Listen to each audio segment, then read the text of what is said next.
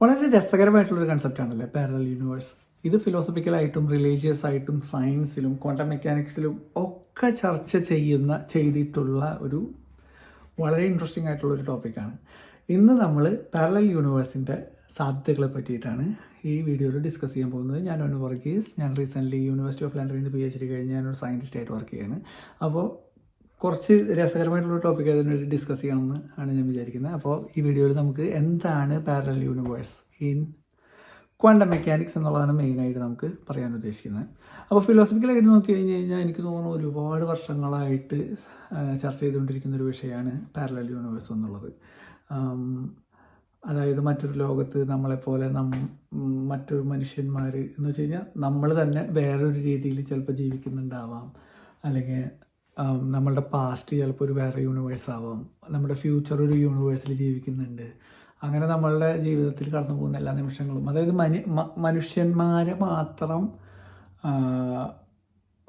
Focus ചെയ്തുകൊണ്ട് നമ്മൾ വേണമെങ്കിൽ നമുക്ക് എന്താണ് പാരലൽ യൂണിവേഴ്സ് എന്ന് ഫിലോസഫിക്കലായിട്ട് നമുക്ക് പറയാൻ പറ്റും.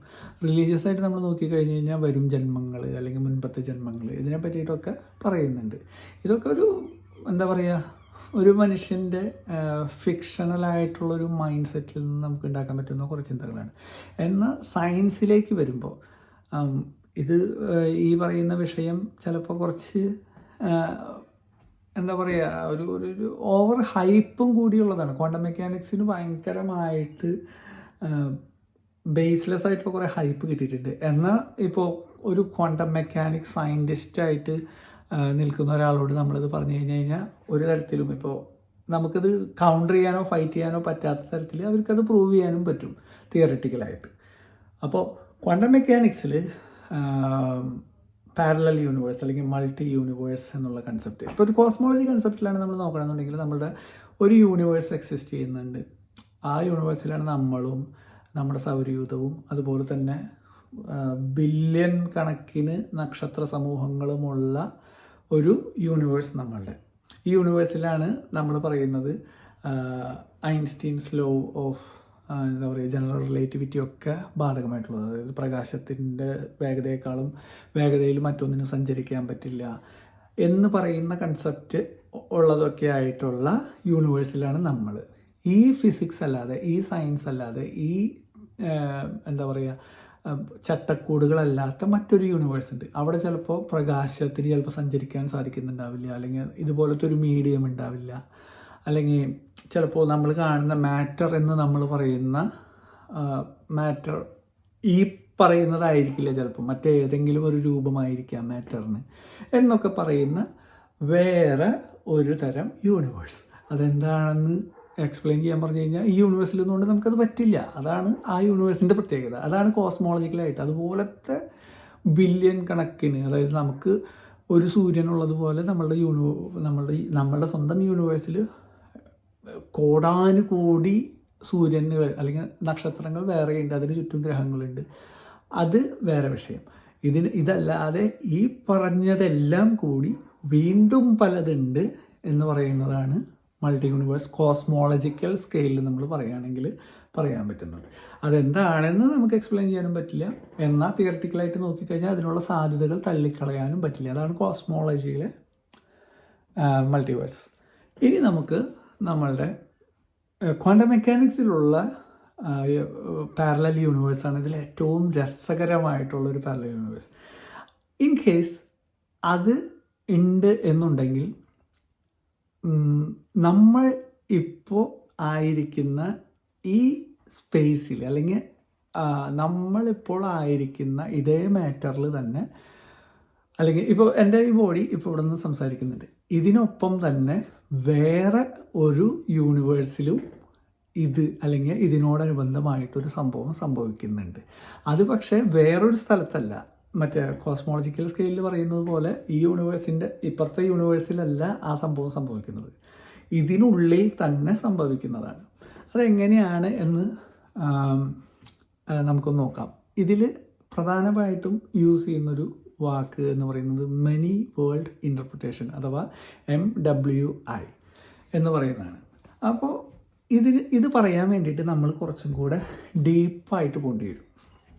ഇപ്പോൾ എൻ്റെ ഈ ശരീരം എടുത്തു കഴിഞ്ഞാൽ ഇത് നമ്മളിങ്ങനെ സൂം ചെയ്ത് നോക്കിക്കഴിഞ്ഞാൽ നമുക്ക് മോളിക്യൂൾസ് കാണാൻ പറ്റും. പിന്നെയും സൂം ചെയ്ത് നോക്കിക്കഴിഞ്ഞാൽ ആറ്റങ്ങൾ കാണാൻ പറ്റും. അതിലും സൂം ചെയ്ത് നോക്കിക്കഴിഞ്ഞാൽ നമ്മൾ ക്വാണ്ടം ലെവലിലേക്ക് നമ്മളുടെ ഈ ബോഡീനെ ബ്രേക്ക് ഡൗൺ ചെയ്തെടുക്കാൻ പറ്റും.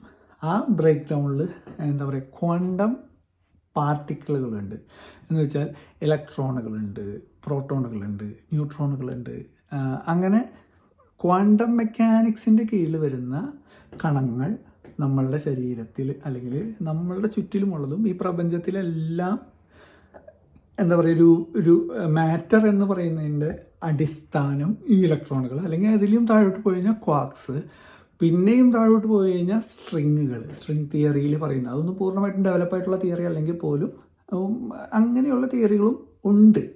അപ്പോൾ ഈ തിയറിയിൽ അനുസരിച്ചിട്ട് നമ്മളുടെ ക്വാണ്ടം സ്റ്റേറ്റുകളാണ് ഒരു പദാർത്ഥത്തെ നിശ്ചയിക്കുന്നത്. എന്ന് വെച്ച് കഴിഞ്ഞാൽ ഇപ്പോൾ വളരെ സിമ്പിളായിട്ട് പറഞ്ഞു കഴിഞ്ഞാൽ ഒരു ഇലക്ട്രോൺ, നമ്മളുടെ ആറ്റത്തിനുള്ളിൽ ഒരു ഇലക്ട്രോൺ എടുത്തു കഴിഞ്ഞാൽ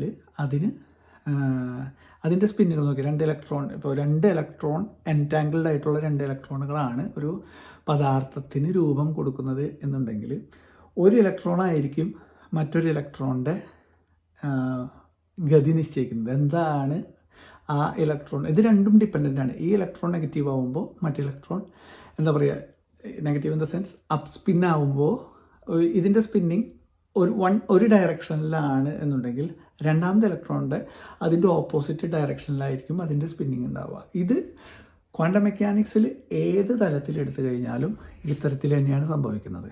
അപ്പോൾ നമ്മൾ എപ്പോഴാണോ നമ്മളത് മെഷർ ചെയ്യുന്നത് വെച്ചാൽ എപ്പോഴാണോ നമ്മൾ ഒബ്സർവ് ചെയ്യുന്നത്, നമ്മളെന്ന് പറയുന്നത് ക്വാണ്ടം ലെവലിലാണ്, ഞാൻ ഒബ്സർവ് ചെയ്യുന്നതിനെ അനുസരിച്ചിട്ടല്ല. പക്ഷെ എപ്പോഴാണോ അത് ഒബ്സർവ് ചെയ്യപ്പെടുന്നത് ആ സമയത്ത് മാത്രമാണ് അത് അങ്ങനെ ആയിരിക്കുന്നത്. ഇപ്പോൾ -12 +12 എന്ന് പറഞ്ഞ് നമ്മൾ മെഷർ ചെയ്യുമ്പോൾ അതങ്ങനെയായിരിക്കും ഇരിക്കുന്നുണ്ടാവുക. എന്നാൽ ഈ സ്പിന്നിൻ്റെ ഉള്ളിൽ തന്നെ ഇപ്പോൾ ഒരു ഉദാഹരണം നമുക്ക് പറഞ്ഞു കഴിഞ്ഞാൽ, ഒരു കണികയിൽ ഒരു ഇലക്ട്രോൺ ഇങ്ങനെ റൊട്ടേറ്റ് ചെയ്യുന്നുണ്ട് എന്ന് വിചാരിക്കുക. അപ്പോൾ നമ്മൾ മെഷർ ചെയ്യുന്ന സമയത്ത് എന്തായിരിക്കും, ഇവിടെ ആ ഇലക്ട്രോൺ ഉണ്ടാവും, അതുപോലെ തന്നെ ഓപ്പോസിറ്റ് ഇലക്ട്രോൺ മറ്റു വശത്തുണ്ടാവും. ഇനി അതിൻ്റെ ഒരു സ്റ്റേറ്റാണ്. ഈ രണ്ടാമത്തെ സ്റ്റേറ്റ് എന്ന് പറഞ്ഞു കഴിഞ്ഞാൽ അത് ഇവിടെ എത്തിയപ്പോഴാണ് മെഷർ ചെയ്തെന്നുണ്ടെങ്കിൽ അത് വേറൊരു സ്റ്റേറ്റാണ്. അപ്പോൾ ഈ യൂണിവേഴ്സ് ഡെവലപ്പ് ചെയ്തിരിക്കുന്നത് എൻ്റെ ഈ സമയത്ത് ഞാൻ ഒബ്സർവ് ചെയ്യുകയാണെങ്കിൽ ഈ പദാർത്ഥം ഇവിടെ ആയിരിക്കുമ്പോൾ മറ്റെല്ലാം എന്താ പറയുക, അതിനോട് ഡിപ്പെൻഡൻ്റ് ആയിട്ടായിരിക്കും ആ ആറ്റത്തിൽ ഉണ്ടാകുന്നത്. ഇനി അടുത്ത യൂണിവേഴ്സിൽ അതെന്തായിരിക്കും എന്ന് വെച്ച് കഴിഞ്ഞാൽ അതിൻ്റെ സ്റ്റേറ്റ് വേറെ ആയിരിക്കും. എന്ന് വെച്ച് കഴിഞ്ഞാൽ ഇവിടെ ഉള്ളതിന് പകരം അത് ഇവിടെയാണ് നമ്മൾ മെഷർ ചെയ്യുന്നത് എന്ന് വിചാരിക്കുക. അതാണ് അതിൻ്റെ പാരലൽ യൂണിവേഴ്സ്. അതുപോലെ എത്ര യൂണിവേഴ്സ് ഉണ്ടാവാൻ പറ്റും, ഇതിന് എത്ര സ്റ്റേറ്റ് ഉണ്ടാവാൻ പറ്റുമോ അത്രയും അധികം യൂണിവേഴ്സുകൾ ഉണ്ടാവാൻ പറ്റും. അതായത് എത്ര സ്റ്റേറ്റ് ഉണ്ടാവാൻ പറ്റും എന്നുള്ളതിന് ഒരു നിബന്ധനകളുമില്ല, എത്ര വേണമെങ്കിലും ഉണ്ടാകാം. അപ്പോൾ അത് എങ്ങനെയാണ് കുറച്ചും കൂടെ രസകരമായിട്ട് എക്സ്പ്ലെയിൻ ചെയ്യാൻ പറ്റുക എന്ന് വെച്ച് കഴിഞ്ഞാൽ, ഇലക്ട്രോണുകൾ പൗലീസ് എക്സ്ക്ലൂഷൻ പ്രിൻസിപ്പിൾ വെച്ചിട്ടാണ് നമുക്ക് എന്താ പറയുക, സയൻസ് അറിയുന്നവർക്കറിയാം. പൗലീസ് എക്സ്ക്ലൂഷൻ പ്രിൻസിപ്പിൾ എന്ന് പറഞ്ഞു കഴിഞ്ഞാൽ ഒരു ഇലക്ട്രോണ് ഒരേ സമയത്ത് തന്നെ 2 സ്ഥലത്തായിരിക്കാൻ സാധിക്കും. എന്ന് വെച്ച് കഴിഞ്ഞാൽ ഈ നമ്മൾ മെഷർ ചെയ്യുന്ന സമയത്ത് ഇവിടെയാണെന്ന് പറഞ്ഞാലും അതിന് എന്താ പറയുക, അത് ഓക്കെയാണ്, അതിനൊരു നിബന്ധനയില്ല, അത് ഇവിടെ ആയിരിക്കണം എന്ന് നിർബന്ധമില്ല. പക്ഷെ ആ ഒരേ സമയത്ത് തന്നെ അത് ഇതിന് ഈ ഷെല്ലിൻ്റെ ഉള്ളിൽ എല്ലായിടത്തും ആയിരിക്കാൻ പറ്റും.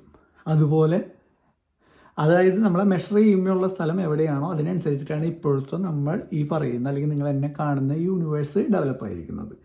പക്ഷേ അതിൻ്റെ ഒപ്പം തന്നെ ആ മെഷർ ചെയ്യാത്ത സമയത്ത് അല്ലെങ്കിൽ ആ മെഷർ ചെയ്യുന്ന സമയത്ത് അതിൻ്റെ അടുത്ത സ്റ്റേറ്റിലും അതിനായിരിക്കാൻ സാധിക്കും. അപ്പോൾ ഇൻഫിനിറ്റ് നമ്പർ ഓഫ് യൂണിവേഴ്സ് ഇവിടെ തന്നെ ഒരു ആറ്റത്തിൽ തന്നെ എക്സിസ്റ്റ് ചെയ്യുന്നുണ്ട്.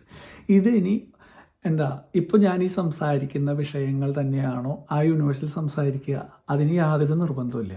ഇത് ആറ്റോമിക് ലെവലിൽ തന്നെയാണ് പറയുന്നത്. ആ ആറ്റത്തിന്, അതായത് ഇപ്പോൾ മറ്റൊരു സ്റ്റേറ്റിൽ ഈ ക്വാണ്ടം സ്റ്റേറ്റുകൾ കൊണ്ട് ഡെവലപ്പായിട്ടുള്ള ഇതേ ആറ്റത്തിൻ്റെ തന്നെ അടുത്ത സ്റ്റേറ്റിന് വേറൊരു സ്വഭാവമായിരിക്കാനുള്ള സാധ്യതയും ഉണ്ട്. അതുകൊണ്ട് ഞാനായിരിക്കില്ല ചിലപ്പോൾ അത് എക്സ്പ്ലെയിൻ ചെയ്യുന്നത്, അല്ലെങ്കിൽ ഈ വിഷയമായിരിക്കില്ല ചിലപ്പോൾ നമ്മൾ സംസാരിക്കുന്നത്. അതാണ് ക്വാണ്ടം മെക്കാനിക്സിലോട്ട് വരുമ്പോൾ ഉള്ള മൾട്ടിവേഴ്സ് അല്ലെങ്കിൽ പാരലൽ യൂണിവേഴ്സ് എന്ന് പറയുന്നത്. ഇതിന് ഒരു എന്താ പറയുക, ഇതിനെ നമുക്ക് തള്ളിക്കളയാൻ പറ്റുന്നൊരു തിയറി അല്ല, എന്നാൽ ഇത് പൂർണ്ണമായിട്ട് തിയററ്റിക്കലി മാത്രം ഇപ്പോൾ നിലനിൽക്കുന്ന ഒരു സംഭവമാണ്. ഇനി ഇതിന് എന്ത് തെളിവ് ഉണ്ടാക്കാൻ പറ്റും എന്ന് ചോദിച്ചു കഴിഞ്ഞാൽ നമുക്കൊന്നും ചെയ്യാൻ പറ്റില്ല. കാരണം അത് നമ്മൾ ഏത് സ്റ്റേറ്റിലാണോ നമ്മൾ മെഷർ ചെയ്യുന്നത് അവിടെ മാത്രമാണ് അതുള്ളത്. പക്ഷേ ഇതിൻ്റെ ഒരു എക്സ്പെരിമെൻ്റൽ ഒരു ഉദാഹരണം പറഞ്ഞു കഴിഞ്ഞാൽ, ഒരു ഇലക്ട്രോൺ ഒരു ഡബിൾ സ്ലിറ്റ് എക്സ്പെരിമെൻറ്റിലൂടെ കടന്നു പോകുമ്പോൾ അതിന് ഇൻ്റർഫിയറൻസ് പാറ്റേൺ ഉണ്ടാക്കാൻ യാതൊരു സാധ്യതയുമില്ല. അത് ഒരു ഒറ്റ ഇലക്ട്രോണാണ് ഒരേ സമയത്ത് 2 ദ്വാരങ്ങളിൽ കൂടെ കടന്നു പോകുന്നത്. ഇത് പറയുമ്പോൾ ചിലപ്പോൾ അത് മണ്ടത്തരമല്ലേ എന്ന് നമുക്ക് തോന്നിപ്പോവാം.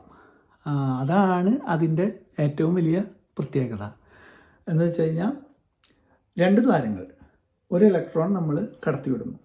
അപ്പോൾ എന്താണ് അവിടെ സംഭവിക്കുന്നത് എന്നറിയില്ല.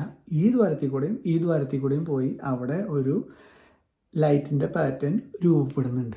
അതാണ് ഈ പറഞ്ഞ മൾട്ടിവേഴ്സിനുള്ള ഒരു എന്താ പറയുക സാധ്യത. ഒരു ഇലക്ട്രോൺ എങ്ങനെ 2 ഇൻ്റർഫിയറൻസ് പാറ്റേൺ അവിടെ ക്രിയേറ്റ് ചെയ്യുന്നു. ഇത് ക്വാണ്ടം മെക്കാനിക്സിലെ ഏറ്റവും രസകരമായിട്ടുള്ളൊരു ചോദ്യമാണ്. ഒരു യൂണിഫൈഡ് ഗ്രാൻഡ് തിയറി ഒക്കെ ഉണ്ടാക്കണമെങ്കിൽ ഇത് ആൻസർ ചെയ്താൽ മാത്രമാണ്. ഇപ്പോൾ നമ്മളുടെ ജനറൽ തിയറി ഓഫ് റിലേറ്റിവിറ്റി ഒക്കെ ഫെയിലാകുന്നത് ഈ ഒരു എന്താ പറയുക, ഐൻസ്റ്റീൻ്റെ തിയറിയൊക്കെ ഫെയിലാകുന്നത് ഇത്തരത്തിലുള്ള ഉദാഹരണങ്ങൾ, ഇത്തരത്തിലുള്ള ക്വാണ്ടം മെക്കാനിക്സ് ലെവലിലുള്ള എക്സ്പെരിമെൻറ്റുകളിലേക്ക് വരുമ്പോഴാണ്. അപ്പോൾ മൾട്ടിവേഴ്സിനുള്ള സാധ്യത ക്വാണ്ടം മെക്കാനിക്സിൽ നമുക്ക് തള്ളിക്കളയാൻ പറ്റില്ല. പക്ഷേ എങ്ങനെ അത് പ്രൂവ് ചെയ്യുമെന്ന് വെച്ച് കഴിഞ്ഞാൽ നമുക്ക് ഒരു ഉത്തരമില്ല. ഇനി ഇതുപോലെ ഇൻട്രസ്റ്റിംഗ് ആയിട്ടുള്ള ടോപ്പിക്കുകളായിട്ട് നമുക്ക് അടുത്തൊരു വീഡിയോയിൽ കാണാം. അപ്പോൾ ഇതുപോലെയുള്ള സയൻസ് സബ്ജക്റ്റുകൾ നിങ്ങൾക്ക് ഇഷ്ടമാണെന്നുണ്ടെങ്കിൽ ഈ വീഡിയോ എന്തായാലും സബ്സ്ക്രൈബ് ചെയ്യുക. ഈ വീഡിയോ ലൈക്ക് ചെയ്യുക, ചാനൽ സബ്സ്ക്രൈബ് ചെയ്യുക. നമ്മളുടെ മെയിൻ വിഷയങ്ങൾ സയൻസും എഡ്യൂക്കേഷനും സ്കോളർഷിപ്പുകളും PhD അങ്ങനെയുള്ള വിഷയങ്ങളാണ് നമ്മളിതിൽ മെയിനായിട്ട് ചർച്ച ചെയ്യുന്നത്. Thank you.